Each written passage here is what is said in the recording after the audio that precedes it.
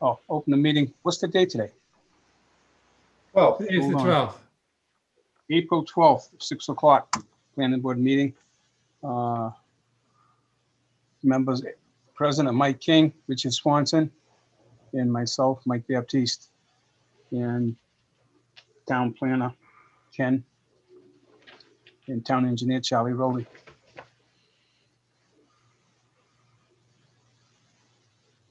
All right, now you can go to the public hearing. Okay, first continued public hearing we have on the agenda is 2620 site plan review for solar energy installation. Mr. E.L. Chairman, Thomas I move. Engineering on North. Pardon? Go ahead. I'll move that we continue this to 4/26 for the site plan review for solar energy installation at 0 North Carver Road in Wareham, map 104, lots 1049A, 1049B, 1049D, and 1050. Second. Any discussion? All in favor? Aye. Mike, Aye. Richard, Aye. myself, Mike, aye. Okay, continue to April 26th at 7 o'clock. And Is they're it gonna send 7 off, o'clock or 6 o'clock? I'm sorry, 6 o'clock. We used to run at 7 all the time, so it Yeah. takes me a little while to get acclimated to these new times, you know. It's Yep. only been 2 years. Pardon? No, I'm old. Give me a break. Yeah, Thank you, 6 guys. o'clock. And you're gonna send that fax over to Ken for an extension. Yes, I'll do that tomorrow. Okay, Thank we you. thank you. Good luck. Good night. Thank you. Yep, thank you. Next on the agenda, public hearing, town meeting articles to amend town of Wareham zoning bylaws. First one, amending the Wareham Village WV1 district by adding a new sub-district for redevelopment with new description, density, use options, parking, and design guidelines. ATM Article 16. So, Chairman Baptiste, before we get too far down the road, can I make a suggestion that that for each of the 9 articles we're going to discuss tonight, we start each one with planning board member comments, planning director Yes. comments, and then we go to a public discussion and do that 9 times in a row? Is that acceptable to you? Yes, it is. Okay. Okay, first one, open up. So you're on the hot seat. I am. Yeah. Well, everybody knows that, everyone should know that the WV1-R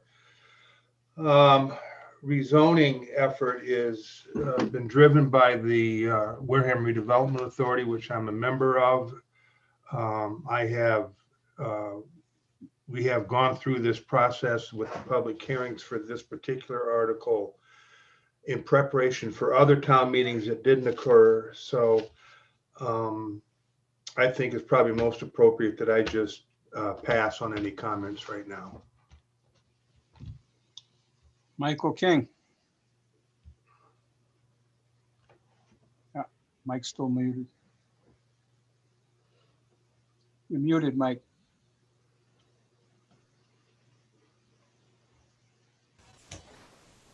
I don't have any comments on this article. Ken, you got any input?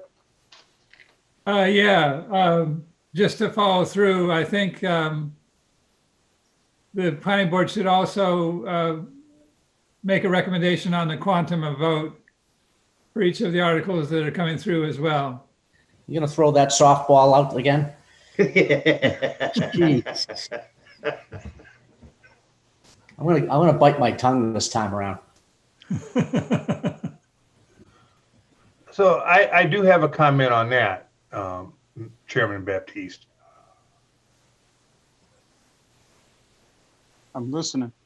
Okay, I think it's going to be very important for us as a planning board to have a good process for going through housing zoning changes. And the reason I think that is that our opinions individually and as a group as to the merits of any given zoning article can be greatly subjective and personal in how people feel, and that's to be expected. I also feel that when we go to apply the quantum, I think the right way to phrase it, the quantum threshold, the supermajority versus simple majority, I think that's much less subjective. That's more along the lines of what we saw last week with the checklist. Does the zoning article hit the right boxes, if you will? I don't think that's a subjective thing. I think it's a very logical thing. So I think we need to decide in what order we go through those decisions. Personally, I think it would be wise if we debated the merits of the zoning article as a whole and people shared their thoughts on it. And we came to a conclusion and a vote as a planning board on how we felt about the merits. And then once that was done, then we have a discussion on the quantum. And then again, have another vote that way. That's just my idea. Any input on that, Ken? Mike? No, I think it's reasonable. I do too. Ken? I agree. I think it's Good way to great. do it. Charlie? And what we can do is we can go through and do all the articles first and set aside the ones that are potentially affected by the change in the state law and deal with the quantum of vote on them only. Sort of like a blanket vote. Sounds good.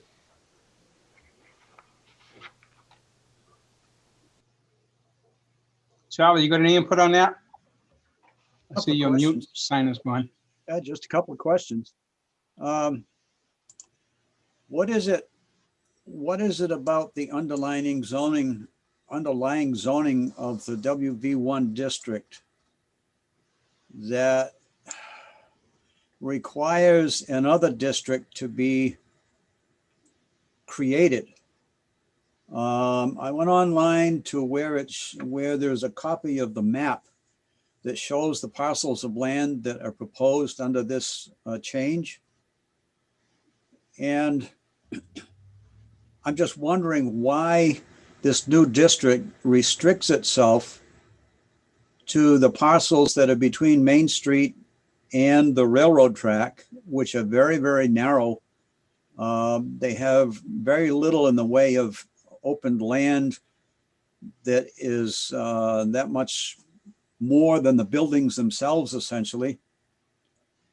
And why the parcels on the opposite side of Main Street just follow the existing lot lines, where again, there is a lot of restricted area, much of which has already been taken up by buildings.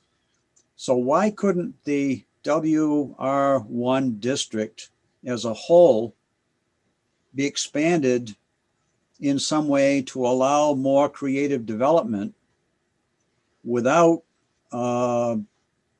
taking away from the benefit of some of the values that are already in the district? For example, in the preamble of this particular article and the purpose, it talks about maintaining the degree of detail that you see in some of the buildings that are there and so forth. And I haven't scrolled down recently, but I think that it suggests that in this new district that you could have buildings that go to maybe 80 feet in height. I may be wrong because I haven't looked at it recently, but that's one particular question I have. Can we answer that question before you go to the second one? Absolutely. I'd love to hear somebody's input because we haven't had any real discussion about it. And I think, Richard, you're the person because you're on the, you guys are pushing it, basically. Well, two things. I believe that it's very important that we get the height numbers correct. The height numbers are 50 feet with the option for a special permit to go up to 65. So there's, it'd be a second special permit specifically around height. 50 feet is a maximum. And that was based on a tremendous amount of public feedback that we got from at least 4 public workshop sessions that we did. And Ken, I'd like you to help answer the second question about the size. And Charlie, all I can tell you is that it started smaller than it is right now, and it got bigger. And after some workshops and some feedback, it got bigger again. So why did you decide to restrict it to these 2 very narrow strips rather than incorporate it into the existing WV1 district? Public feedback. What did they say? They said they didn't want to go any farther than the core downtown. Would you mind Charlie, a little on that as to why? I mean, you're saying you got feedback. Who'd you get it from? I'm not Maybe I going can add to this as well. In the options that are available, there is a obvious increase in density that's possible on the parcels, even though they're small. The ones on the east side can use the air rights over Merchants Way to increase the density. Put the additional stories above the rear of the property and extend it across the Merchants Way. It could be a fairly dense, active area. One of the things you don't want to do is dilute the opportunity to make a central core that is highly active and is an attraction. If you dilute it by spreading it out over the whole WV1 district, you go up into areas that say, like the CVS Plaza and the properties beyond, that would be quite different in look and feel, instead of having a downtown active area that's walkable and has the level of activity that you want to have to attract people.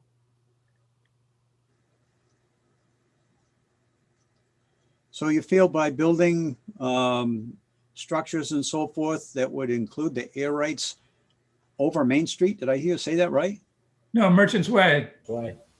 Over Merchants Way? That's right. So there'd be parking underneath and building up above.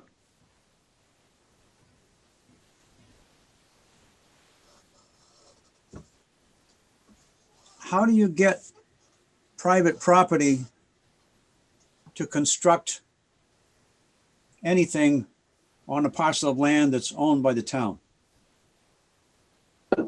Merchants Way is owned by the town as a parcel of land. That's right. Where does anyone who owns a lot there have the right to do anything that extends over onto a public parcel of land? With a land disposition agreement that's created between the town and the developer. It's done. We have private development occurring on town land right now over at Littleton Drive. It's possible to set up the agreement, and in fact, the town has a lot more powers than zoning when they're using their own land for the purpose of redevelopment.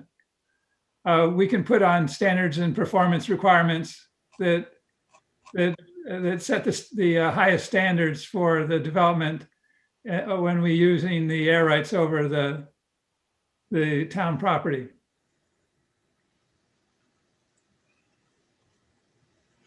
I have a bit of a problem here, because isn't the only reason that you're going higher than what's there now is that if anybody takes an old building that's there, and because of its structural integrity or whatever, they have to take it down, they're going to be required to construct according to flood zone regulations, are they not? Yes, they will. So it means that the first floor is essentially an open space, or is made to some degree of accessibility so floodwaters can go in and out. So there'll be essentially no occupation of that first floor under a brand new design that wouldn't meet flood zone regulation. So it's either going to be open or it's going to have breakaway panels, etc. Any of that kind of development is going to be exceedingly costly. What is it about the development of this area that suggests that that kind of construction is going to be an inviting thing for anybody to come in and do when there are other areas in town that could be done without that feature? And going to a place that you don't have to worry about the flood zone. It's because of the density allowance that's available at the number of residential units and the amount of commercial square foot space, the rentable space that's available under the new regulation. But isn't that available for any other zone too? So why would you focus? I'm asking questions because as an individual, I want to be able to understand what it is that's being done. It seems to me that proposing this kind of thing makes a dramatic shift again in the character and the way that the downtown was developed. Not to say that redevelopment is not a good thing. I'm not saying that. I'm not one of these people that say what was good 50 years ago is good now, because obviously it isn't. Well, it sounds that way to me, Charlie. No, what I'm trying to say is that there are practical things to do, and there are other things that seem to be dreams, but without offering some suggestion that the kinds of development you're proposing are reasonable things for people to do. Well, I don't see the benefit of getting involved in it and trying to do this kind of stuff. Let me remind you that this came about because Wareham Village is in a deteriorating state. Has been for 50 years. As I was trying to say, Wareham Village is in a deteriorating state, and it's not getting better. It's getting worse. It's getting worse every year. The WRA brought in development experts from private industry and from the state and worked with us to come up with a strategy that could reinvigorate Wareham Village. And what you're seeing in this zoning is the result of that work. Private developers have been very clear with us what it would take for them to become interested in working on Wareham Village and making it to try to revitalize it. The state has told us. Could you elaborate a little bit on what they said? Charlie, I could. I've done it many times in the past. And I'm not prepared tonight to go through that whole spiel again, to be honest with you. Don't have to go through the whole thing. I'm just suggesting, asking for, as an example. It seems to me that we're going through this exercise much the same as we did with an article that just got thrown to the wind on Saturday. Mr. Chairman, I'm done. I'm not going to be able to satisfy Charlie. I'm asking questions. That's all. And I have an opinion, which I have a right to, but if I'm asking questions and it leads to another question, why can't I ask it and expect some sort of an answer? Charlie, they've been asked and answered multiple times. This is a public hearing, is it not? I'm trying to respond, Charlie, and you interrupt most of my statements. Sorry, I apologize for interrupting. That's not my intent. I do have some other questions concerning the document itself and wondering whether or not there are any sections of the zoning bylaw that would take adjustment by virtue of this new language.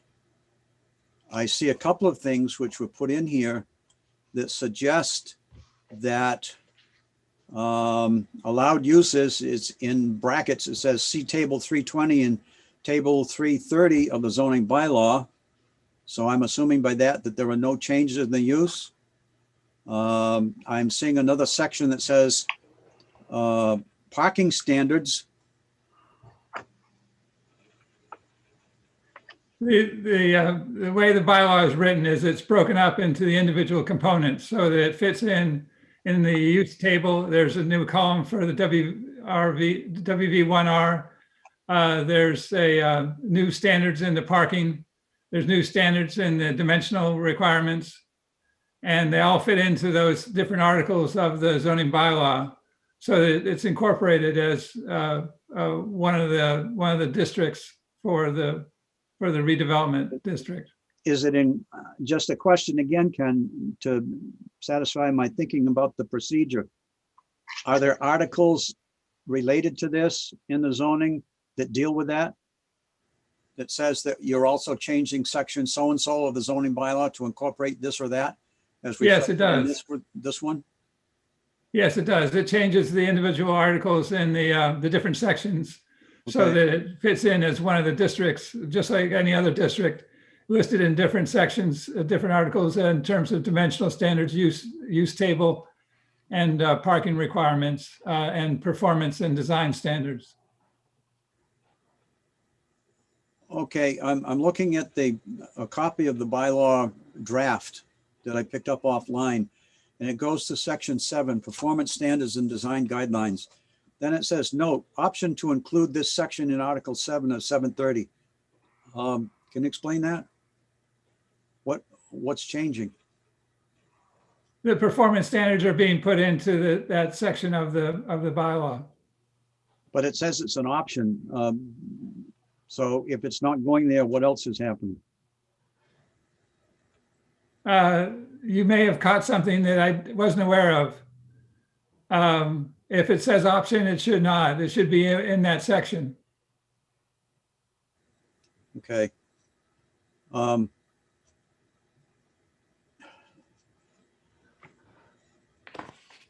I know this has been being promoted by the organization that Rich is involved in. But it I'm does also seem a to member of be- the Redevelopment Authority too. Redevelopment Authority, whatever, but it would seem to me that before an article comes to the point where now the planning board has got to consider a vote to recommend one thing or another, that the information and documentation that was provided to the Redevelopment Authority should be made available to the planning board so that they understand what's going on, or that the general public understands the information that was provided to where the Redevelopment Authority came to a conclusion that they could write up as a proposed amendment to the zoning. I think we're being left in the dark as to what the background, the real background of all of this is, other than the fact that Main Street is in deplorable shape. But so is downtown's Buzzards Bay, so is the center of Middleborough, so is the center of all these little small town centers that went away first with shopping malls, and now they're going away with online purchasing and all that sort of thing. So again, I asked the question, what is it that would attract people to come down here and to try and redevelop this area into something that is useful, knowing that these things have happened in the past, and knowing that with the real upswing in online issues of one kind or another, including the kind of a meeting that we're having right now, what's the impetus behind it? What are the things that they said that should be really discussed and looked at from the standpoint of developing an area that, other than Merchants Way, is owned by private enterprise? I just want to go Charlie- back to, I want to go back to Article 7.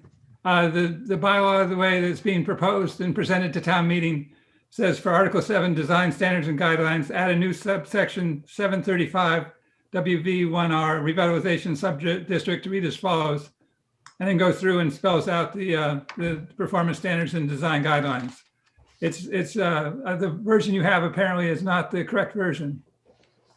Yeah, well, it's there under all the list of all of the articles that are supposed to be before town meeting. That's where I picked it up.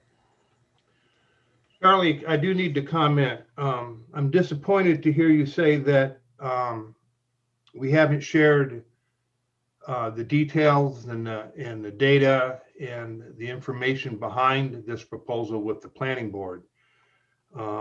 This article was presented to the planning board at least twice by myself.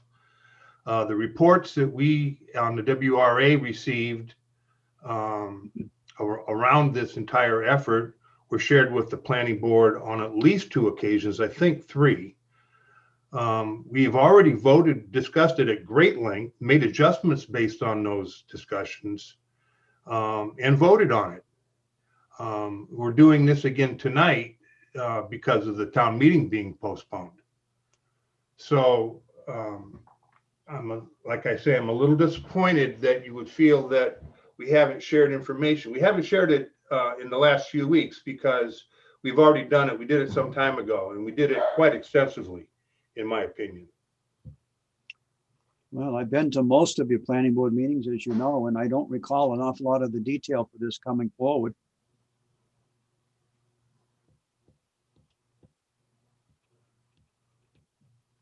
I don't agree with the idea that it should be restricted to the existing lots. That doesn't make any sense to me.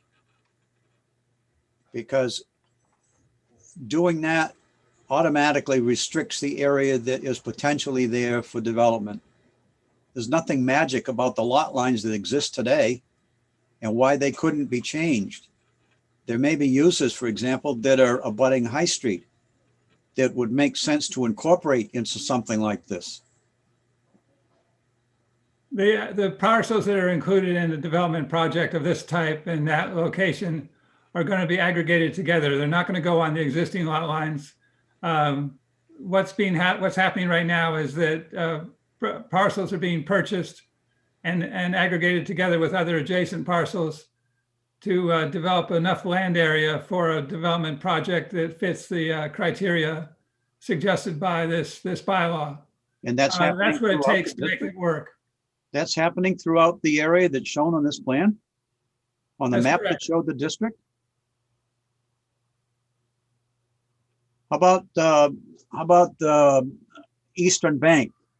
How about the post office? The fire station? The bank that's across the street from Eastern Bank? How about the Deacon's block? Is all that stuff being incorporated somehow into parcels that are being bought up by other people? Not all of them. The post office is federal property and is not part of the aggregation of property that's available. Where is this happening? It's happening by people who are interested in redeveloping the downtown area. We know who those people are. Is it, can we comment on who they are? Or no? Because it's early in the process, it affects the outcome of the negotiations on the sale of the properties, and so affects the potential for redevelopment that we might see in the area. So I don't necessarily want to identify individuals and parcels at this time. So isn't this, to Charlie's point, isn't this kind of like what we just went through Saturday, where it's all, there's a bunch of decisions being put forth for approval based on someone's commercial interest, but yet we don't know who they are or what they intend on building. It's just a concept. This is based on the, as Richard said, is based on a series of studies that have been done. The economic development strategy that was put forward by Frank Mahady and the economic firm FXM, and the ULI, the Urban Land Institute Technical Assistance Program. They came down and with developers, architects, state regulators, housing experts,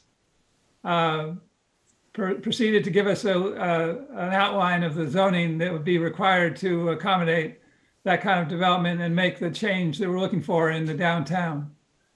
This bylaw is based on many other bylaws in small towns that have been successful in redevelopment of their town centers. It's been proven as a way to attract development. And if we want to see some change and have some positive change in the downtown, this is the way we can do it. This is the greatest effect we have under the land use powers that are available to the town. Outside of having the redevelopment authority step in and actually buy property and aggregate it and put it together for development. This is allowing the private investment, private money come in and make the difference in the downtown and turn it around. Okay. Michael King, I will say one thing. This is all about a year old right now. I mean, we had the ULI Technical Advisory Panel. That was done 14 months ago. Mhm. that we I did remember this. we've had some conversations about this, Richard. It's not brand new. I agree. And, and like I said before, we've already voted on this. And it's a real shame that, because of the COVID situation, it got delayed so much, and bad on me. I probably should have pulled up the presentations that I did at the public hearings and at the Wareham government leadership hearings that we did, and the public hearings at the planning board that I did. I did kind of assume that this would be a short discussion, as you will. I mean, you remember the debate we had about 65 feet versus 60 feet versus 50 feet. Mm-hmm. And as a result of that, the final numbers were significantly changed. And that was what, 13, 14 months ago, right, Ken? It was a long time ago. Yeah, it was quite a while ago. And a lot has happened since then. Let me ask you this. If I'm sorry, can I just make one more comment? Yeah, As far as I know, and Ken can back me up, we didn't have a lot of, that I knew of development interest in the village back when we were discussing this 14 months ago. That seems to have all come in the last, I'm going to say 6 months. Is that a fair statement, Ken? A little over 6 months, more like 8 or 9 months. well, My point is, I don't want anyone to think that the way this was drawn up or proposed was by a developer, similar to the situation with the HREOD article that we did last week. This was all done with, like as Ken said, with state help, with local help, with local public hearings, Frank Mahadi's economic development report. And it's the same way it was 14 months ago. It's a very different situation. if someone has shown interest and if what Ken said was accurate, that they have potential property purchases lined up as a result of what this is going to take place, and they've been talking with the planning department, and we as the planning board have zero knowledge of those talks, I'm not really comfortable with that. I mean, are we the planning board or aren't we? There are people that come in and ask about development all the time, and there are varying degrees of success or reality as to what's going to happen with their proposals. But why can't we be kept abreast of that? I mean, I'm sure all the planning board members would be happy to sign an NDA so that we're kept in the loop. I mean, if I knew what was going on with a potential developer and what they had in mind and where they had in mind to start, it would probably give me a much larger level of confidence in voting for something like this. If I knew, all right, this guy is serious, he's looking at XYZ property, this is what he wants to put up, and this will kick off the redevelopment of downtown. But we've got none of that. All right, well, here, let me give you one then. Danny Warren and the Greer lumber site, the former Baker property. We already know about that. I don't believe that's... He's also purchasing other properties in the area. Okay. So that's the potential developer who is also looking for a place to start within this new district that we're discussing. That's the one who's actually made something public at this time. There are other developers who are interested as well. So again, I mean, I don't have a problem with redeveloping downtown. It needs the help. I agree 100%. Well, we don't want it to be like Buzzards Bay either, Mike. me interrupt. Well, Uh, no, I mean, but let's be honest, in the grand scheme of putting their boots on and getting started in redeveloping a blighted area, Buzzards Bay is ahead of us. They're actually doing a pretty good job. I mean, Michael Baptiste, can you give me some more color around your statement? You don't want to be like Buzzards Bay? I'm curious well, why you say that. Buzzards Bay got bypassed by the malls, the highway, and everything else. It was a lot of empty buildings, shabby buildings falling down. Now they're all empty lots. Well, Nothing's really changed no, except for right along the canal. They're just hoping that it takes off and the rest of it comes back. Main Street, actually, Mike, I think I would have to differ with you on that. Main Street on Buzzards Bay, especially down toward the MMA, they've revamped, as you're coming through Buzzards Bay from Wareham on your left-hand side, they've revamped quite a few of the storefronts, and they've got a couple new restaurants in there. They've got a brand new ice cream shop that was just built where the Thai food place was. I think Buzzards Bay is doing a pretty good job of getting a hold of their problem.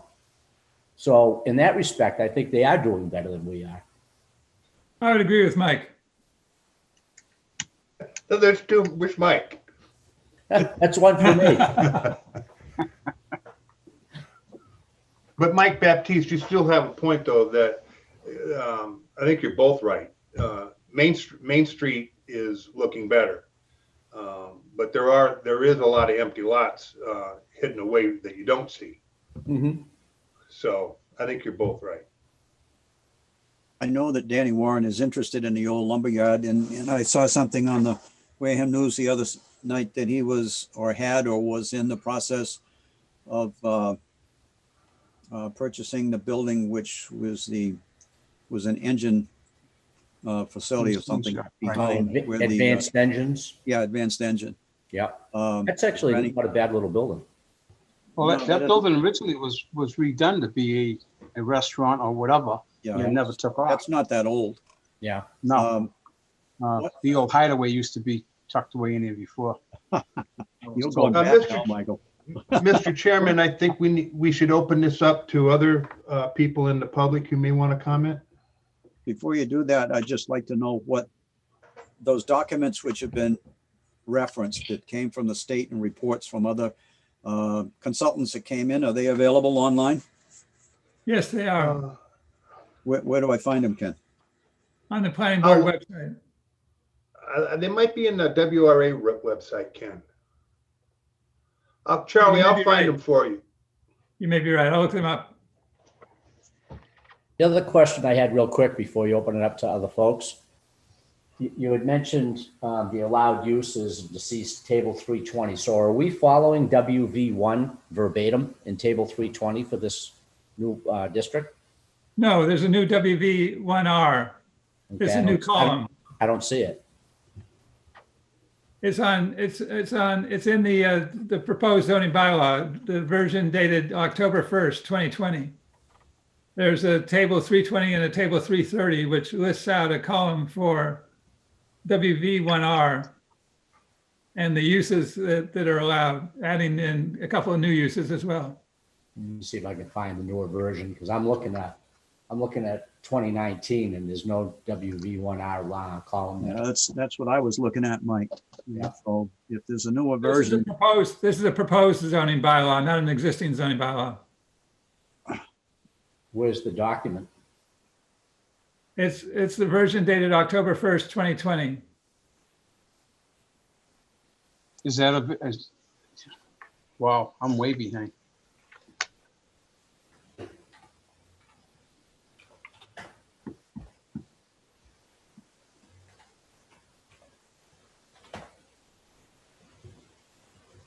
Mike, looks like you're in limbo there. You know, without the document to reference to, it makes it kind of difficult for us to go back and compare or whatever.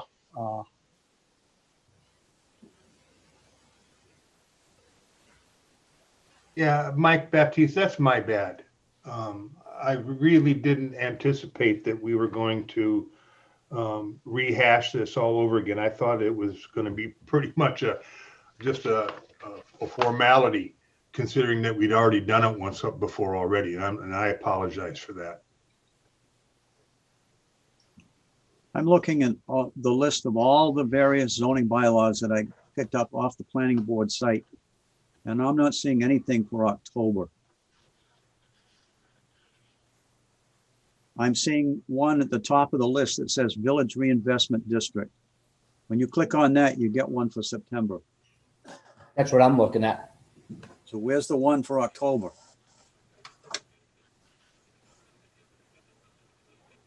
A couple of spots below that, there's the reinvestment district map, which I was referring to. Then everything below that seems to be comments and summaries. Where's the more recent one? Are you looking, Ken? Yes, I am.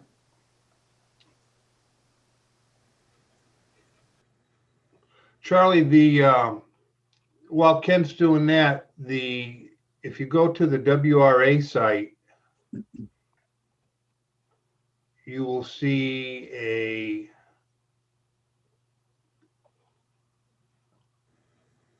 redevelopment authority projects folder. Oh, wait a minute.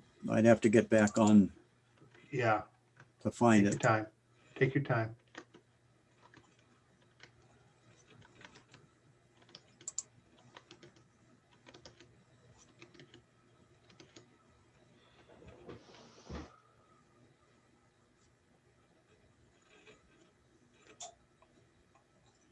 I'm looking under all of the lists of the various departments when I go to the town of Wareham.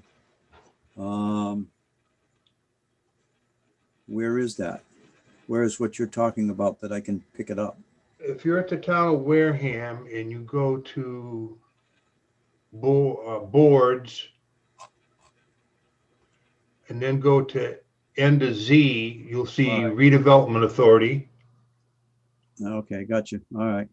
And if you go there, you'll see the economic development plan. And then they're not all in the same folders, but you will see the economic development plan. You will see redevelopment authority projects.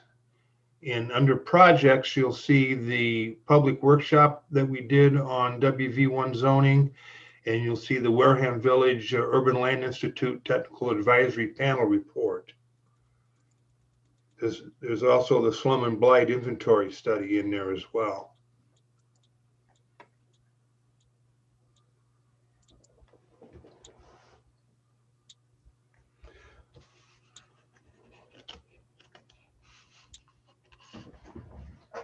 Well, maybe I'm remiss in not being able to go through and I'll see all this stuff, but it seems to me that if we're at a point of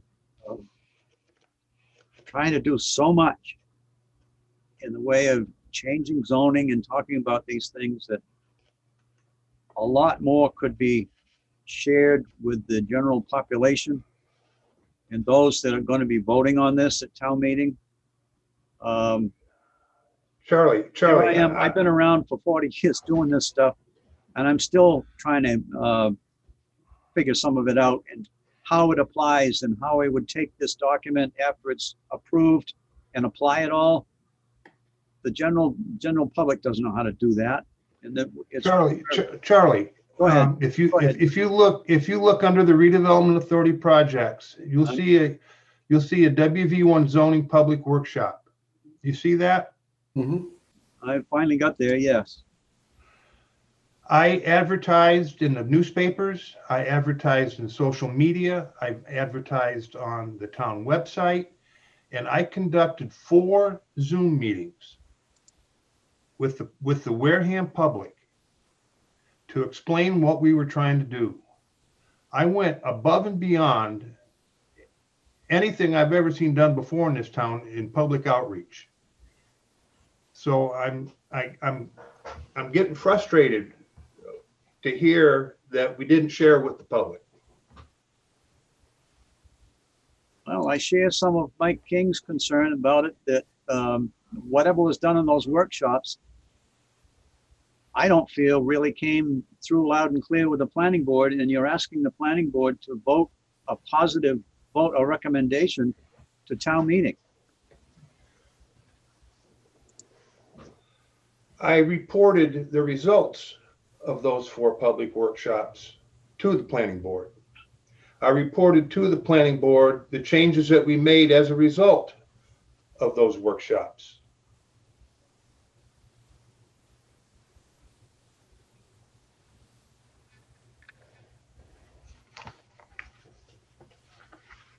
Excuse me, can I jump in here?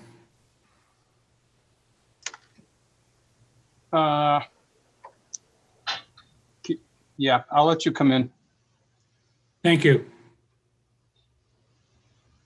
Can you tell me if since last October that this has been addressed by the planning board or anyone else and changed? There's been no change since October 1st. It has been changed? No, it has not. It has not. Then October 1st, when we had a town meeting, we were supposed to have one, it deferred, I produced a report which contained the article or the bylaw in its entirety as to what was to be changed. I have one in my hand here. I have a box of them up in my garage that I haven't thrown away yet. It's been published. It's been in that, that document, the Finance Committee report in its entirety. And in order to get it into my report, obviously the planning board had to probably have had hearings, as well as the redevelopment authority, of course, that proposed it. So it's been out there in the public for sure for a number of months. And if nothing's been changed, it was my intent to produce it all over again for the upcoming May 8th meeting. So if you go on the Finance Committee website and you got the new one right there, as well as the one supposedly it's supposed to be on file with the town clerk's office, and that states so in the proposal or the excuse me, the motion. Thank you, Bernie.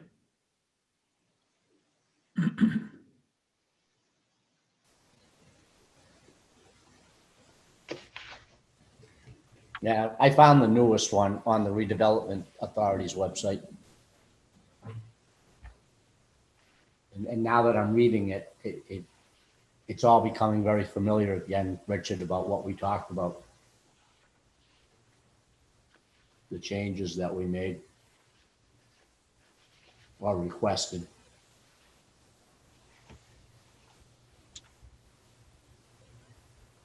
If I remember right, I think the only, now that I read it again and refresh myself, and, you know, a lot of months have passed and, you know, life gets busy, especially if you're still working.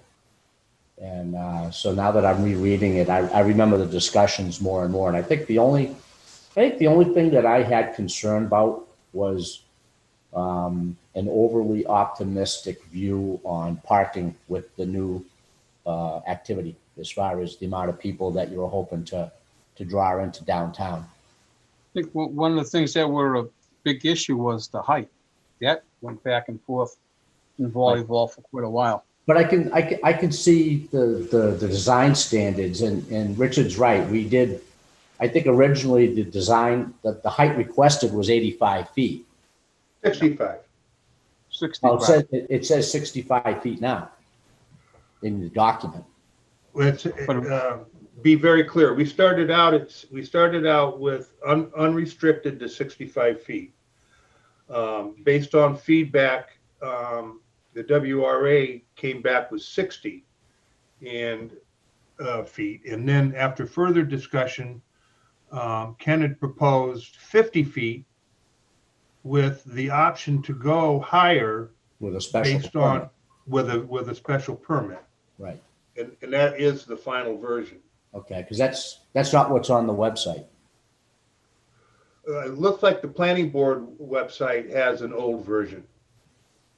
That's what I'm hearing here. Does that sound Well, right? I got this off of the WRA site. WRA. I mean, I got to it through the planning board, through the town, through the WRA. It got to this, and it is But it does say 65 feet currently in the version that's I'm reading.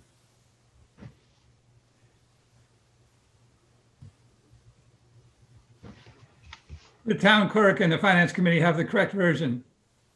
Well, they're not making it easy hiding it, Yeah, that's pretty true. you know? Well, at this time, you guys feel comfortable enough to open it up to the public? If we get any comment out there? Yeah. I'm okay with that.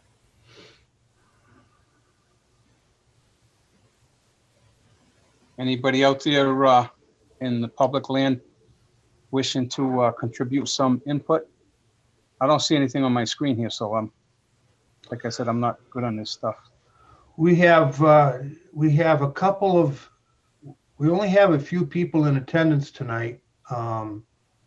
If you know how to raise your hand in Zoom, feel free. Yeah.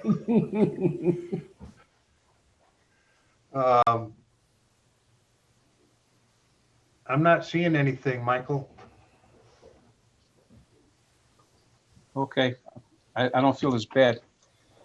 Hey, Ken, while we're thinking about it, we have got to, we've just exposed a big flaw in our data storage protocols here, in that we have multiple copies of different versions on different department web pages.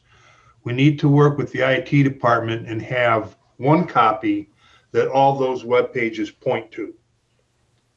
Yeah. It'll be on a central server. Yeah, it's a different philosophy of posting as opposed to what we're obviously doing now. So That would get us the latest version also. Everybody would be Yeah, current yeah. on the same page. the point is no matter where you came at it from, you'd always get the same one. We have Mr. Pigeon out there. He's raising his hand. I see that. When you're going through these different versions, I would ask, please put a date at the top of the face page. I don't care what it is, put a date. I know in this previous issue that we resolved this past Saturday, I have 6 different versions. And if it wasn't for my own handwriting of putting a date up there, I wouldn't know which one was which. Point taken, Bernie. If you issue anything, put a date on. And Richard, would you please communicate that to the redevelopment authority? Also. Sure. Thank you, guys. Thank I'll you. take that on my shoulders. We'll blame it on who's not here today. George. George, let's bring it on George. Okay, Hey, Mr. Mr. Chairman, Go ahead. Chairman Baptiste, I think we've debated number 1 to the point where we can vote on it from a support versus non-support point of view. Okay, I'll entertain a motion. So move. So moved. I'll second. Motion made and seconded. Any discussion? I hear none. All in favor? Aye. Richard? Aye. Mike? Aye. Aye. Charlie? Oh, I want Charlie to vote, but Charlie won't vote. I won't vote. Okay. And myself, aye. Votes 3-0-0. Next one, amend section 386. Table 320 for all commercial drive-throughs, and by expanding the use to strip commercial CS district as allowed by special permit, ATM Article 14. Mr. Chairman, again, this is one that was in the previous year.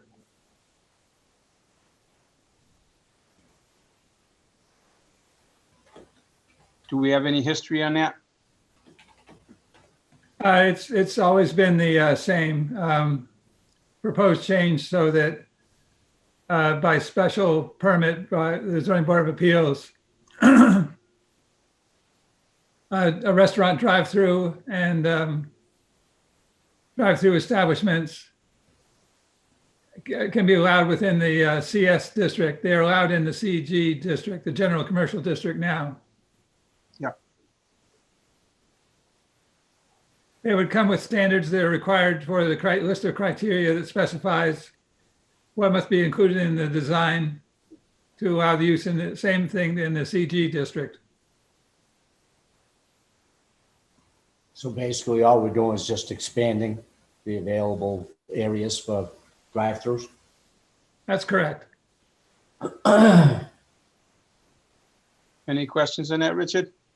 No, Charlie? Well, if I'm going to be repeating myself, I don't know. I do have a couple of questions because of previous comments that I had made regarding this. And I guess it goes to the experience we had where one outfit wanted to bring in a drive-through restaurant, but it was clear that they couldn't really do it without having a significant amount of congestion, not good vehicle exchange lanes and so forth. You'll know the iterations you had to go through for the Starbucks just in itself, and that was a part of a larger parcel. So my concern would be that there will be consideration if this is opened up the way that it's shown, whether it's by special permit or not, in each of these zones, that the parcels that you consider and where somebody might come in with that those parcels will be big enough to allow adequate vehicle turning and vehicle motions and so forth within the parcel. Because clearly it could be a problem depending on its location. Wouldn't that fall with us, Charlie? I mean, I thought we gave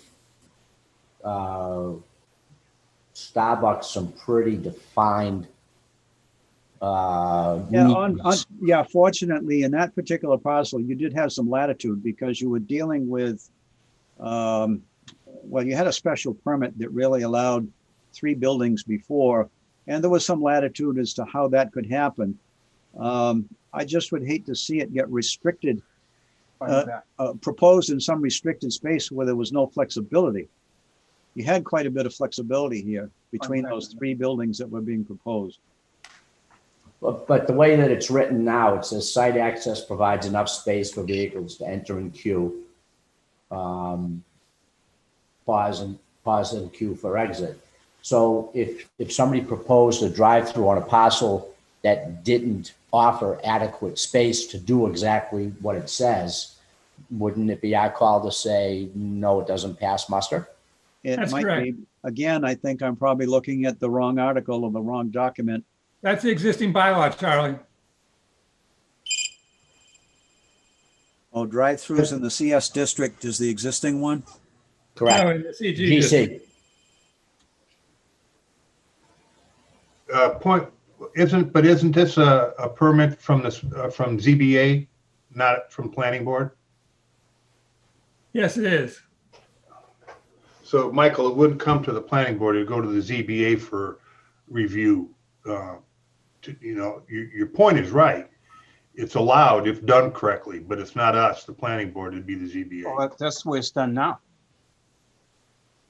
It is now because it's got to be a variance in order for it to take place. It wouldn't go to the ZBA otherwise. So all we're doing is just opening up more opportunities, but we would have no control over whether the design was adequate or not. That would fall with the ZBA. For CS. Right.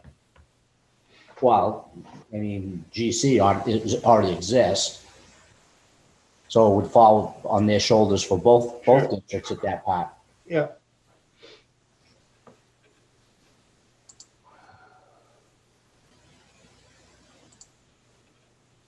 So, Okay, is the board content with that? I can open this up to the public.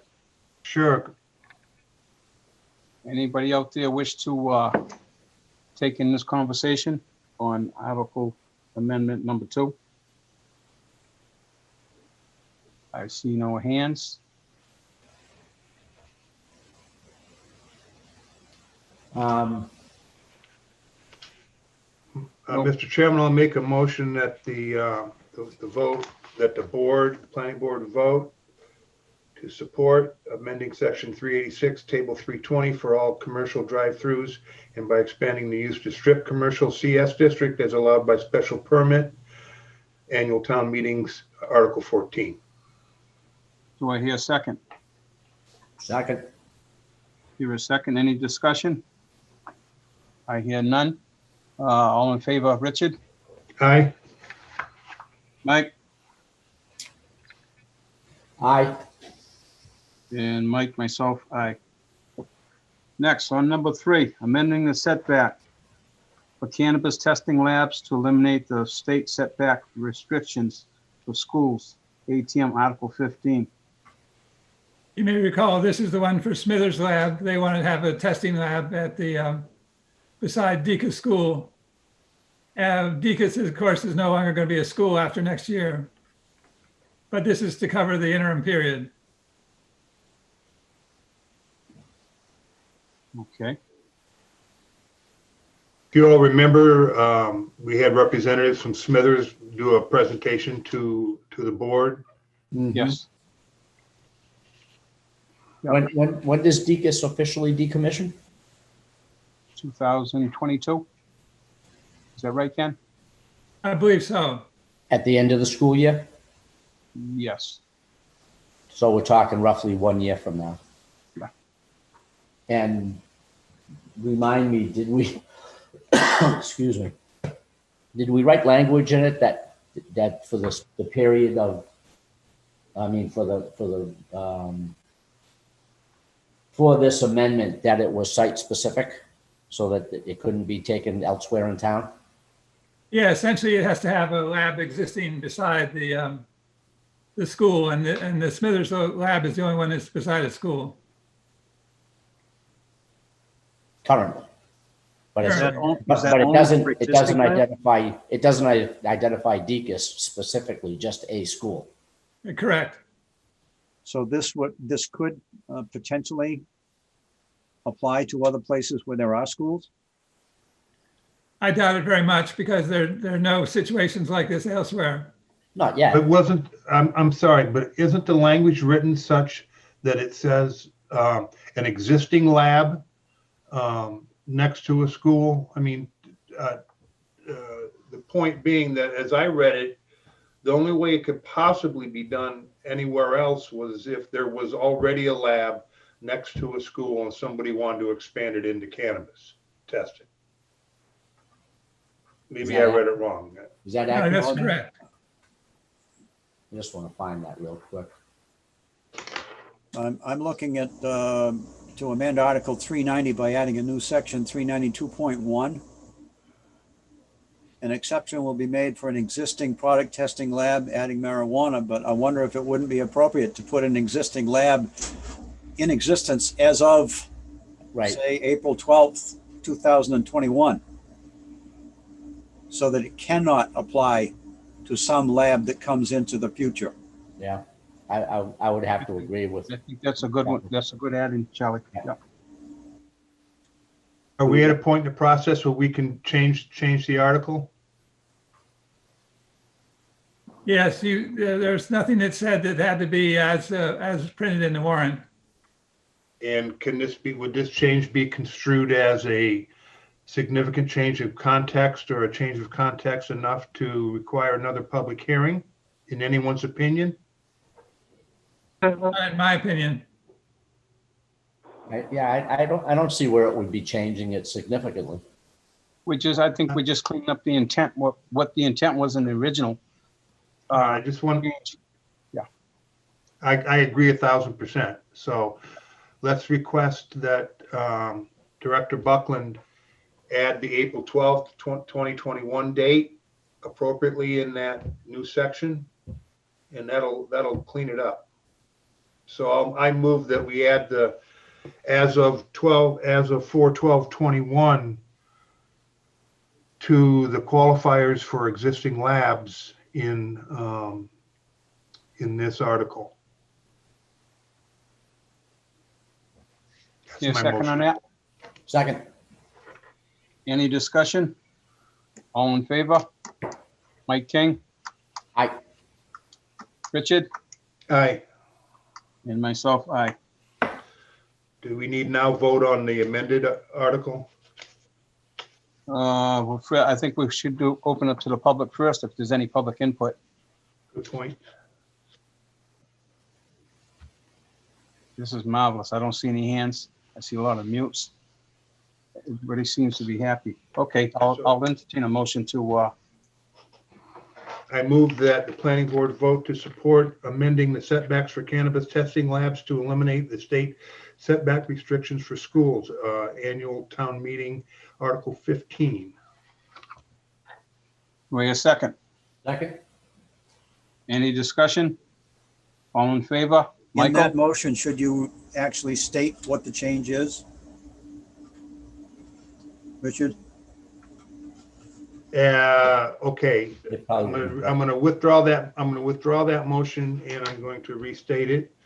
I move that this planning board vote to support amending the setbacks for cannabis testing labs to eliminate the state setback restrictions for schools, annual town meeting Article 15, with the addition of the qualifier of April 12th, 2021 in terms of an existing lab. I like that. Good job. Second. Okay, all in favor? Michael? Richard? Aye. Myself, aye. We're Okay, cooking at now, this time, Mr. Baptiste. Pardon? We're cooking now. At this time, I'll open the public hearing. I see no hands out there. I'll entertain a vote. A motion to send this one down the road. So moved. Be a second? Second. Richard seconded. Any Yes. discussion? All in favor? Michael? Aye. Richard? Aye. Myself, aye. Next, number 4, amend section 340.4 to clarify the definition of multifamily dwellings, ATM Article 13. Where's Emmanuel when you need him? Well, he already wrote it up, so we got his legacy. Can we draft them back into the fold? He's in Run Florida. him back as a temporary player for tonight. All right, so just to refresh people, this is an article that defines what a duplex, a triplex, or a quadplex, or any multifamily building is. There were some loopholes in our current bylaws, and Emmanuel had proposed some changes that, I forget the word, what kind of walls are they, Ken? Demising walls. Demising walls are required, i.e. these buildings have to be touching each other. So this is a pretty simple one. We've tried to get through it 3 times now, I think, so.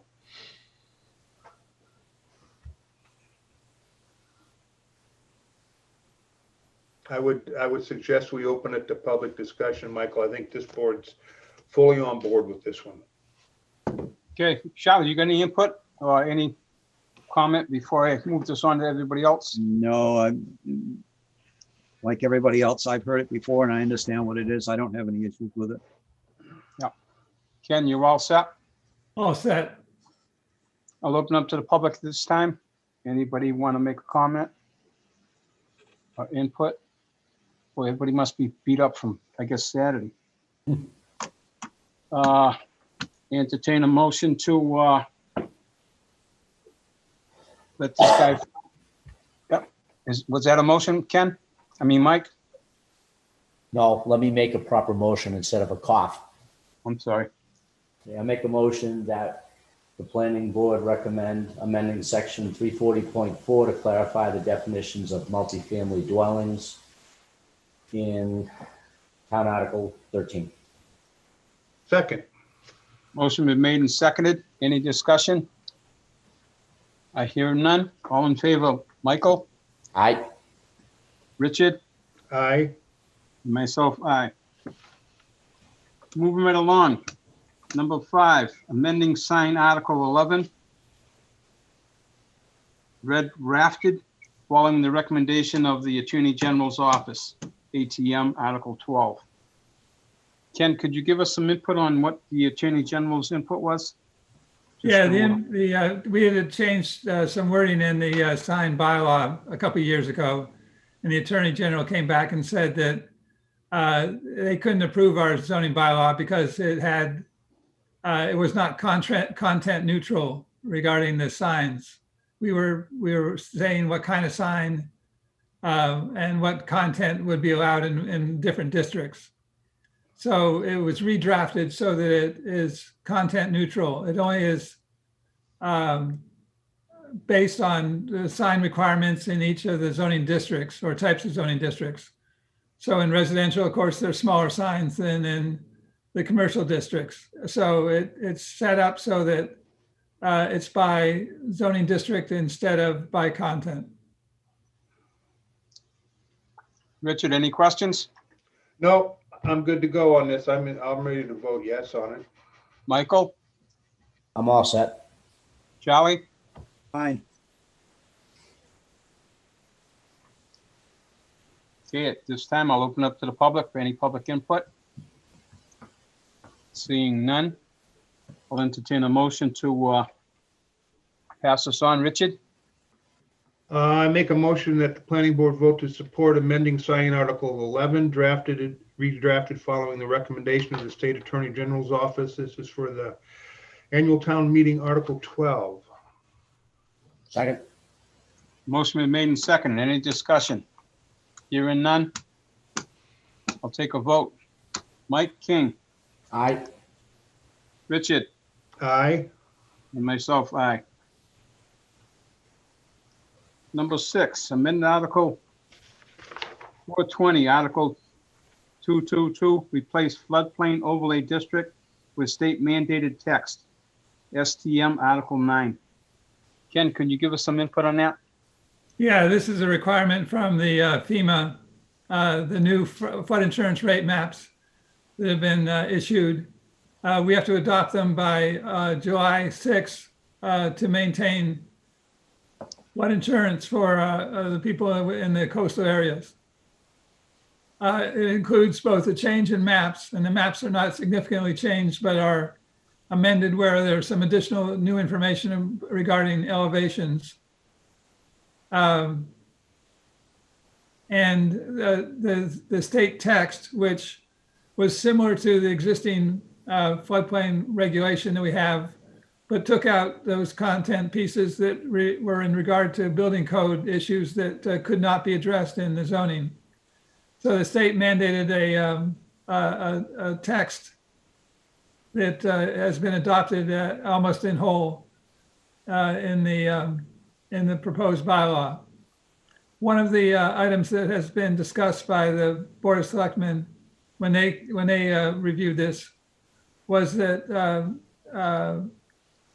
in our existing bylaw, we have a restriction on development in the V zone, that the area of wave action where there's 3-foot waves or more. That discussion was whether or not development should be new development should be prohibited in that district, and the consensus may be that new development should be prohibited in the V zone, but there's an issue of potential taking that comes along with that kind of restriction, prohibition on development of lots that are permitted to be developed according to building code. Michael, any questions on Nope. that? Richard, None. Charlie, Where's the language? I'd like to read it. I'm not seeing it either it says proposed town meeting zoning articles or under the planning board documents. I'm not seeing where it is. maybe Ken can clear that up for us. Ken, can you help Charlie for some clarification? Yeah, let's see what I can find. I read this a long time ago. Has been a long time.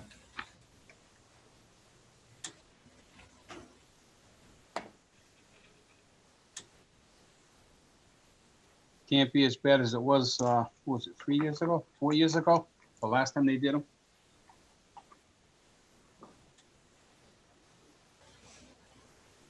some concerns back then that the maps were not accurate, right, Mike? Yes. Yeah, there was a lot of discussion about that and the fact that the maps didn't even look like they should be the way they were drawn.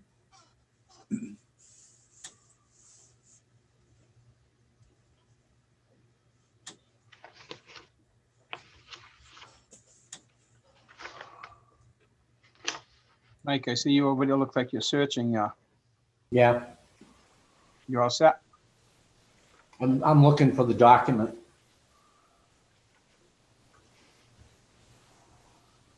I mean, if I'm, if I understand correctly, we really don't have a choice in this decision. We have to adopt it or else we're gonna lose FEMA flood coverage for our residents that need it. Yeah. That's exactly my understanding. As I was reading into the document before, it really is just a statement of the new lines that FEMA's put in place. Right. And that if a And- line, if a line takes a home that wasn't currently in the floodplain and puts it in the floodplain, that there's an appeal process that the homeowner can go through to remove it. Now, Ken, does the homeowner That's get been in effect notified right of that? along. Right. Yeah. I'm sorry, I didn't hear that, Mike. Does the homeowner get notified if that line changes their status, whether they're in the floodplain or not? No, they do not. Well, they would probably find out quick enough when they go to renew their homeowner's insurance. Yeah, if their mortgage holder says you need flood zone insurance, rather than simply getting it, which can be extremely expensive in some cases, they can actually have a survey done to establish whether or not the property that is immediately around the foundation is up to the elevation that has been shown on the map. Mhm. And if it isn't, you can request a letter that actually takes your particular property out of the requirement for having that flood insurance. Right. And there's another thing called a letter of map amendment that you can apply to FEMA to get that done. Yep. So that's been in effect for years. Right. It's nothing new. Well, but that was my comment, Charlie, is what we're agreeing to put forth is really not, there's nothing there that we can change. We have to agree to this if we want to stay part of the flood insurance. The only thing I was questioning and why I wanted to look at it was a comment that Ken made about not allowing any building in a V zone. I wasn't sure that I understood exactly what he said. It doesn't say that development is not allowed in the V zone under the existing regulation, And under the proposed regulation. Under the existing floodplain bylaw, it says that development is prohibited in the V zone unless it meets certain criteria. how is that changed by the new zoning? It does not, it does not spell out that the development is prohibited in the V zone district. It just says that it requires it to be all development in the flood zone to meet the standards of the floodplain district. In other words, to be in compliance with whatever the regulation is for in that district. Okay.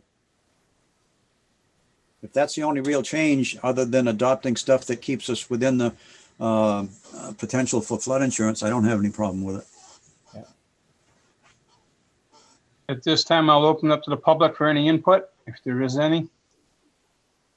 Boy, everybody's quiet today. That's good. I'll make a motion, Chairman Baptiste, that the planning Sounds board good. vote to support, planning board, I move that the planning board move to support amending Article 420 and Article 222, replacing the floodplain overlay district with the state mandated text, Springtown meeting Article 9. Second. Motion been made and seconded. Any discussion? Hearing none, I'll take a vote. Mike King, Aye. Richard, Aye. myself, aye. Next, 7, amending Article 3, Section 390, new Article 393.1, limit on marijuana delivery establishments, STM Article 8. This article is based on the fact that the State Cannabis Control Commission has set up a new program for delivery.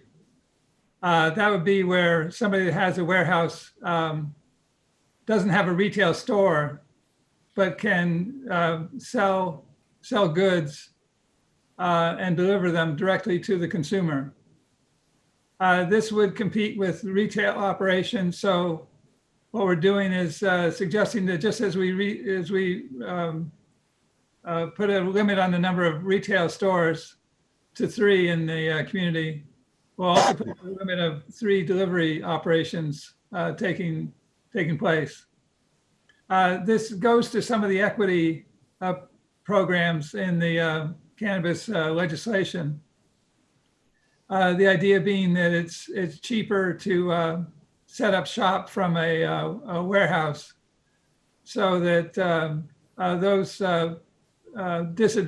disadvantaged in some way could enter the arena without having to spend as much on the setup of the business. Now, does the Marijuana Commission state that a person that has a retail center first has preference over, say, Mike King's going to start Mike's King delivery service? No preference is given. Are we required to make way for a minimum of 1? No, we're not. So we're not required to allow delivery in town, period, regardless of whether it's an existing operation or a new operation put forth by a disadvantaged entity. That's correct. But if we don't have delivery options available in town, what we're going to be doing is losing the sales to adjacent communities with delivery operations that can deliver into town.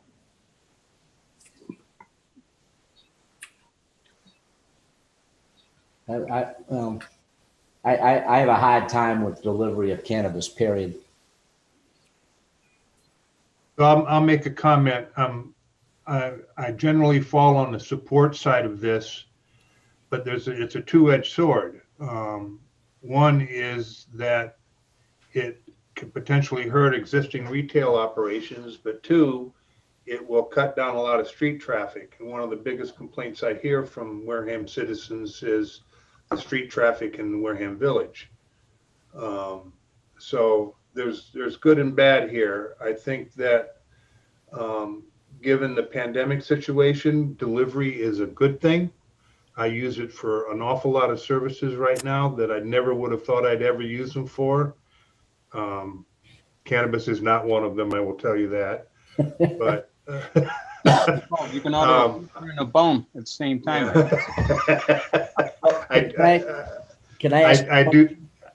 I do think that the advantages outweigh the disadvantages here. Can I ask a question, Ken? You had mentioned that if we don't have at least 1, that puts us at a disadvantage for competing delivery services from outside of Wareham, correct? Correct. Well, if we have 1, what stops that? It doesn't stop it. It just provides us with the opportunity to get some of the income, our 3% on the sales. And how do our existing cannabis partners feel about us, for the lack of a better way of putting it, cutting their legs out from under them? They're not happy. Yeah, I wouldn't be either.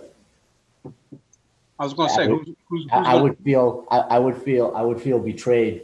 You know, they entered into a partner agreement with the town based on anticipated sales, and now the town is climbing into bed with somebody new who's going to steal a portion of those sales from them. For me, I have a problem with having a delivery service supported by the town. Yeah, period. I don't know if I would support this. I would support amending the article to 0. can we do that, Ken? That'd be a prohibition on delivery service, which would be, But I asked you if we could do that, and you've already answered that question, yes. Now you Yeah, say, that's true. You could. Charlie, you got any comment on that? No, because I can't find a printed part of the article to read. And who's sponsoring this article? This is an article that I submitted to the Board of Selectmen From the planning office? from the planning office. Thank you. and what was the Board of Selectmen's take on it? We have one of the selectmen here tonight. You can ask him. Al Slavin, he's open. Go ahead, Al. Good evening, everybody. I'm a little cold after the Fire and Water District meeting outside today. It was quite interesting. They had a whopping 62 people show up. A little different than the 1,200 we had Saturday. The Cannabis Control Commission, I'll give you some quick background. I don't want to spend a lot of time, ended up in a lawsuit over this retail delivery. They had basically the manufacturers was suing the Cannabis Control Commission, saying they should have the right to deliver retail.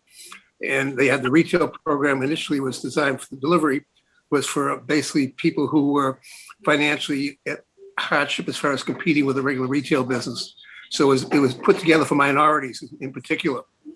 And we have one of those that's actually applied for delivery. I think Ken has the information on that. The bottom line is that the Cannabis Control Commission kind of settled with the manufacturers that wanted the right to deliver and the other groups. And rather than go to court, they came up with a settlement, which is this delivery system. I'm probably going to be wrong, but I don't believe we can stop the retail delivery. We have to have a host agreement, which they have to do, et cetera. But I think it's very much like the we have with the manufacturers and the growers, where we have we can't control the number because of the way the law was written. Of course, the Cannabis Control Commission, the law that they deal with, is was written by the actual industry, which the state accepted. The state itself really doesn't care very much because they get their 10% plus no matter what. The towns, all the municipalities, we have 3%. And just so you understand, there's already a couple of court cases about the impact fees. They're already fighting this in court. We may lose those anyways, because it looks like it's going that way. But I don't think, and Ken will have to look at it a little closer. I'm not sure. I know on the minority stuff, I don't believe we can stop something like that from happening.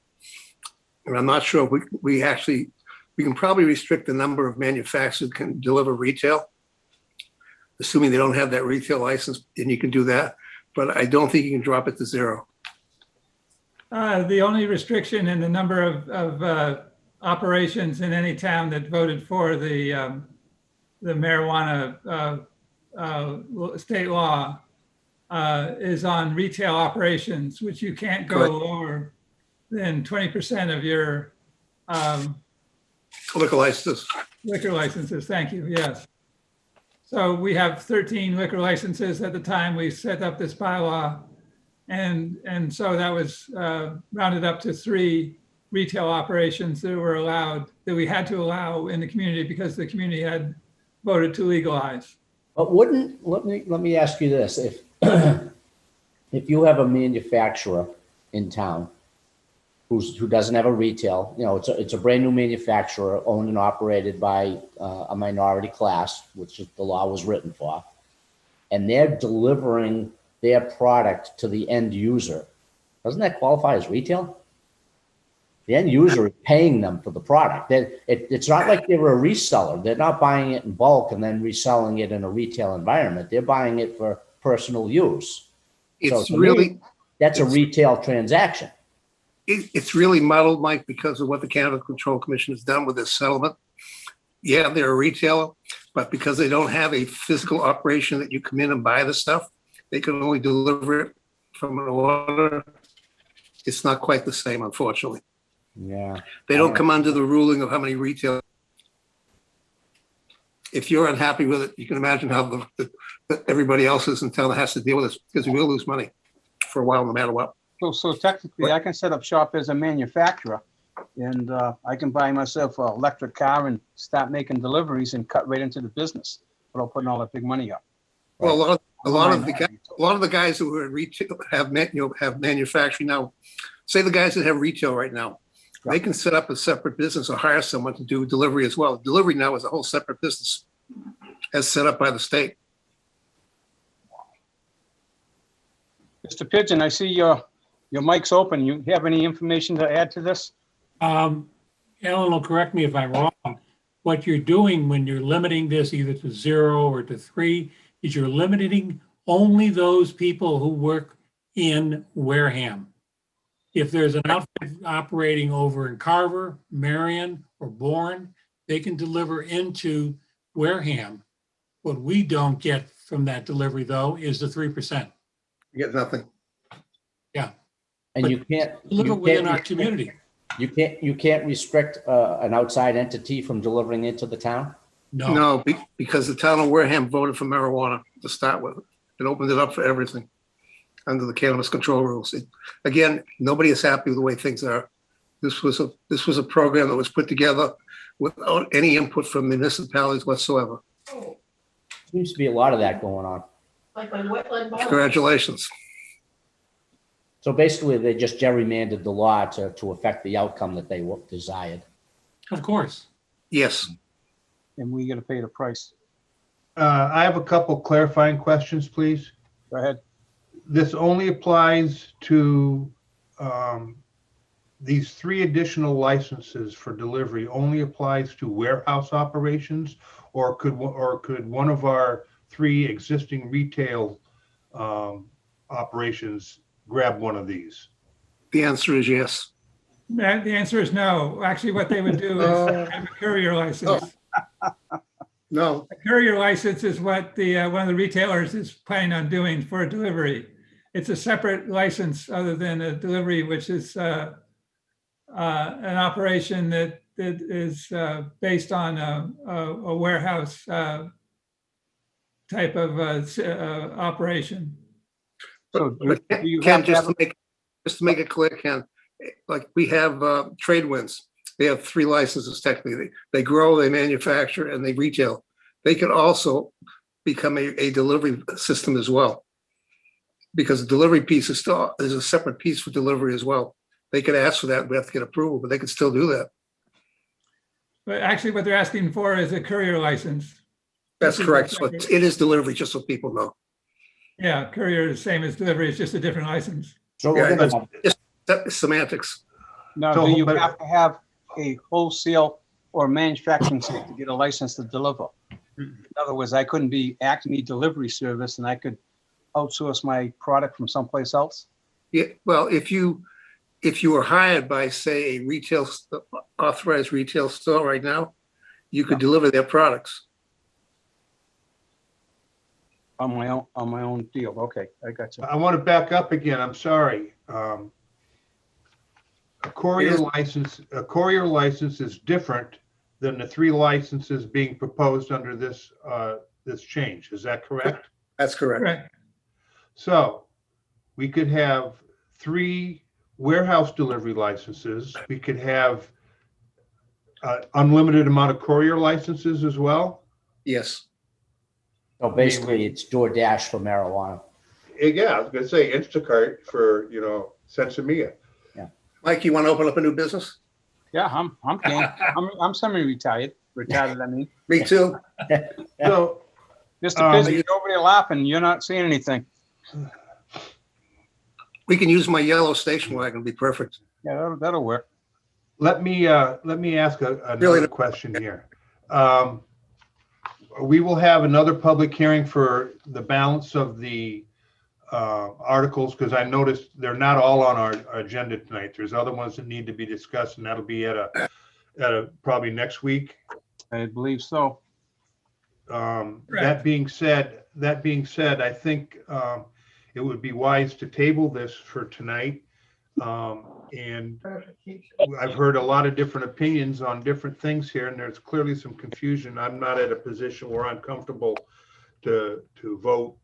I think we need to get some clarity around exactly what this is. I really want to understand what our limits are on courier licenses.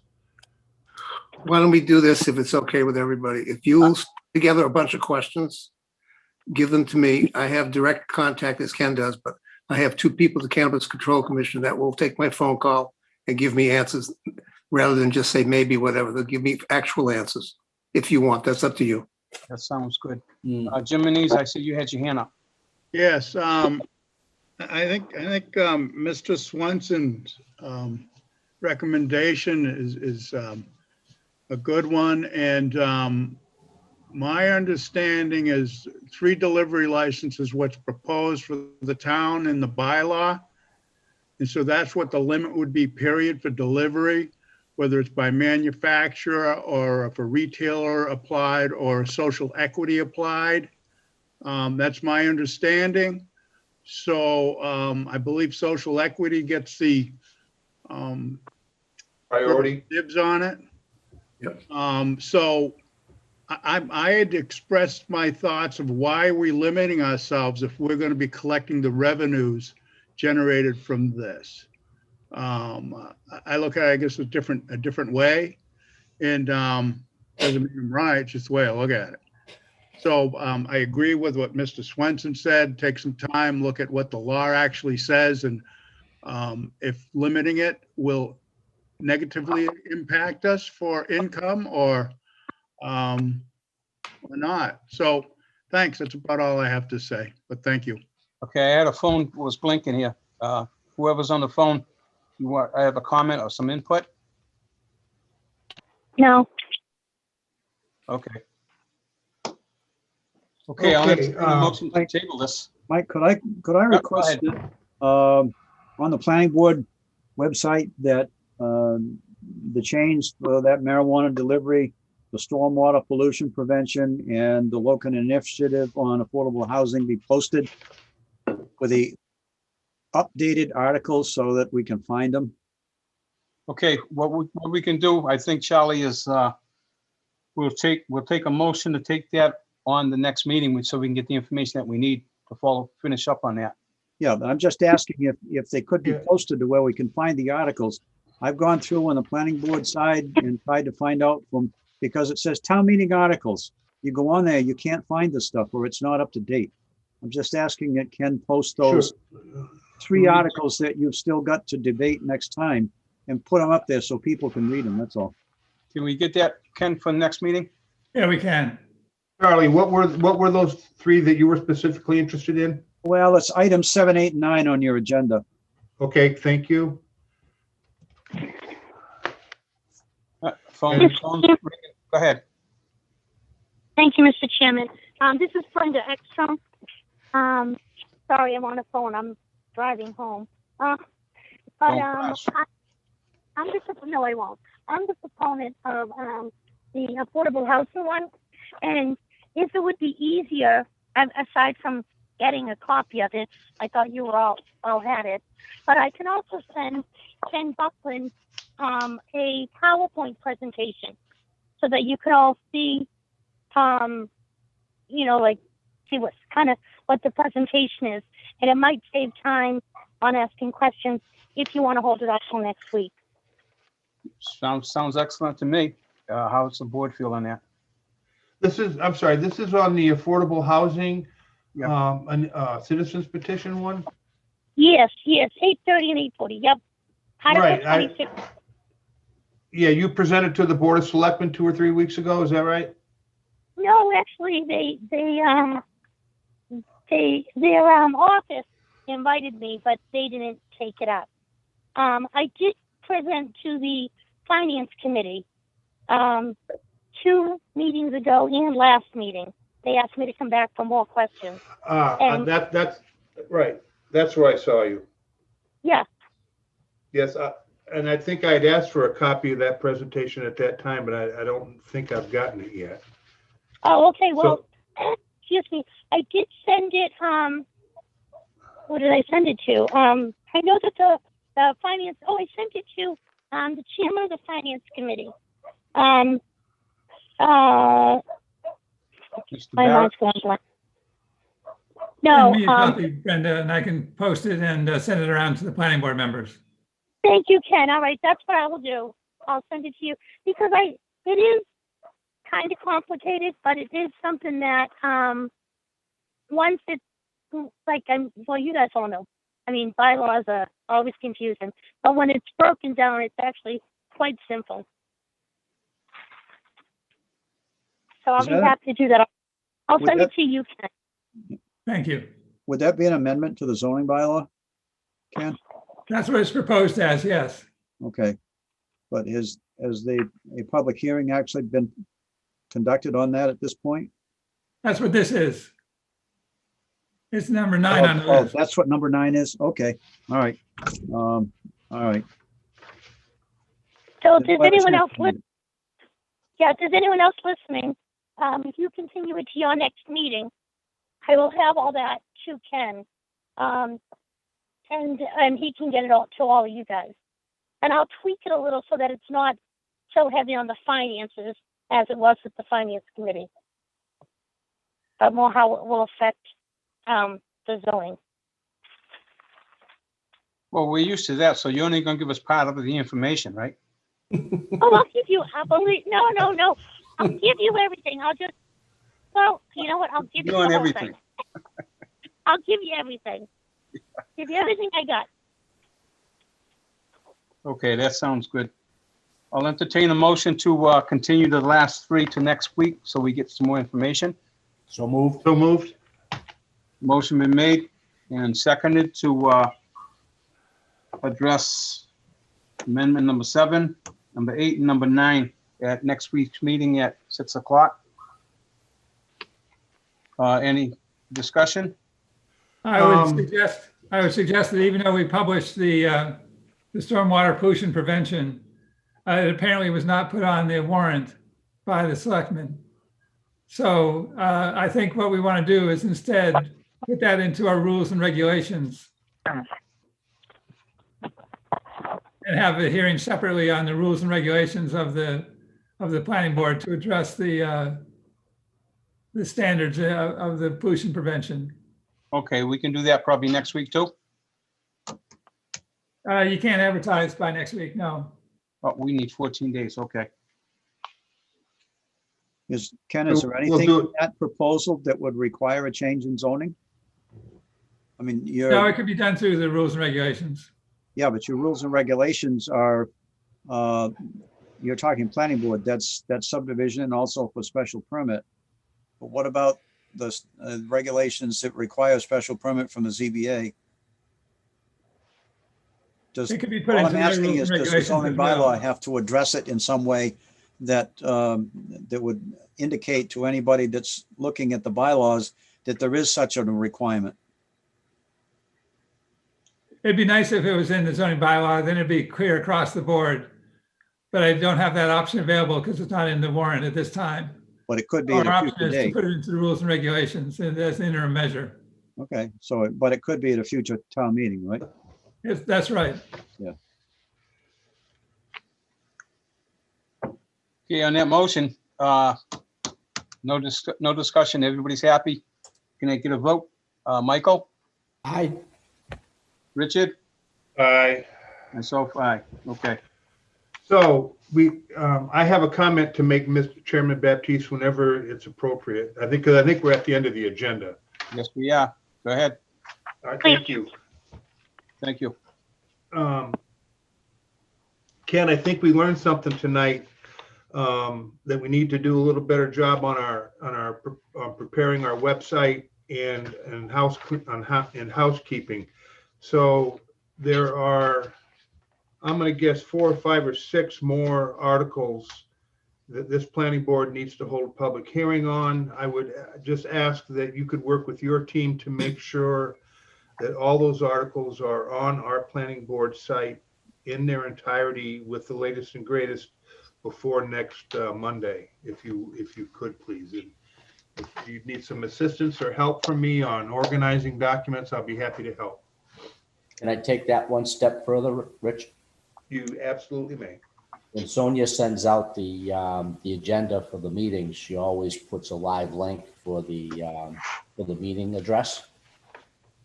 Could we take that to the next level with these documents, and whatever document is referenced in the, the agenda, have a live link underneath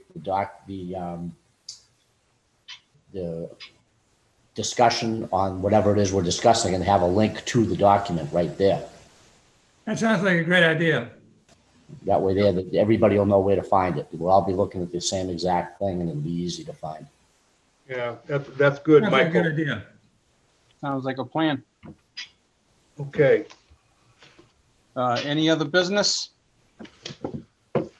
I see What- none. I'll entertain a question- motion to, Question, Mr. Chairman, go ahead. just a question to direct through you to Richard.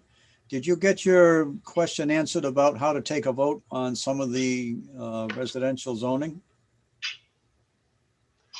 according to the new section in chapter 48?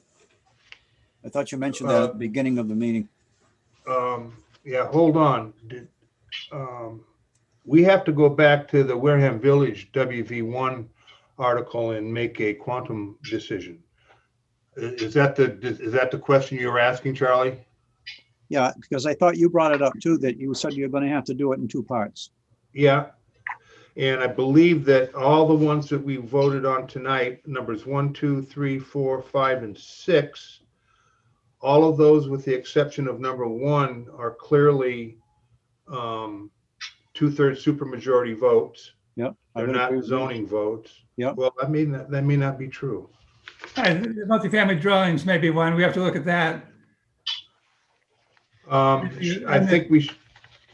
And the citizens article that Brenda has put forward on the local initiative program. So Ken, would you,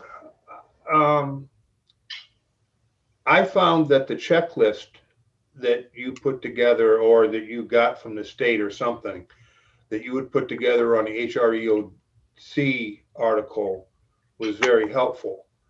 I'll do that again. I created that as parsing out the law and comparing it to what the project was. I'll do that the same for the bylaws that are potentially at an option for consideration. So that would apply for WV1-R. It would apply for multifamily dwellings. It would apply for the local initiative program. It would apply for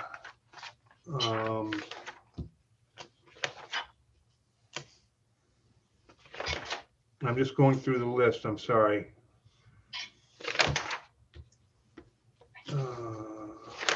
I think that's it. Those two?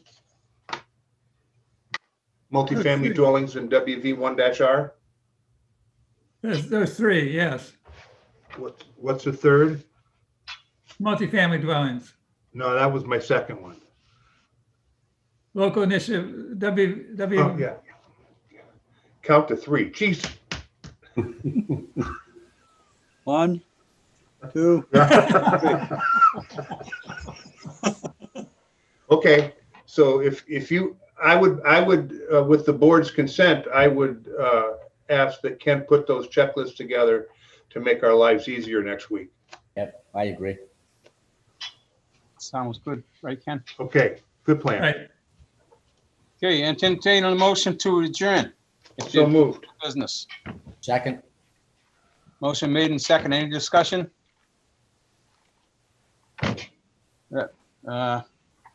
Michael? no discussion on my part. I second it. Oh, I'm looking for a vote. You got it. Aye. Richard? I will say, Mr. Baptiste, well done job tonight. Thank you for how you ran this thing. It went real well, and I vote aye. Dolly? We'll give you a vote. all I want to know is if the Wareham Fire District changed the quorum for a meeting. Anybody know? I see Alan's over there trying to, Yep, you're Alan, muted, Alan. Sorry. The Charlie came up at 25. I made a motion to change to 0 and they accepted it and voted unanimously for 0. So you don't need any people for a quorum? Same as the town of Wareham. 0 quorum means the moderator and the clerk have to be there and that's it. Makes people show up. none is better than none. Okay, gentlemen. Have a good evening. Thanks, We'll see you next week. Same time, same Thanks, Mike. place. All right, guys.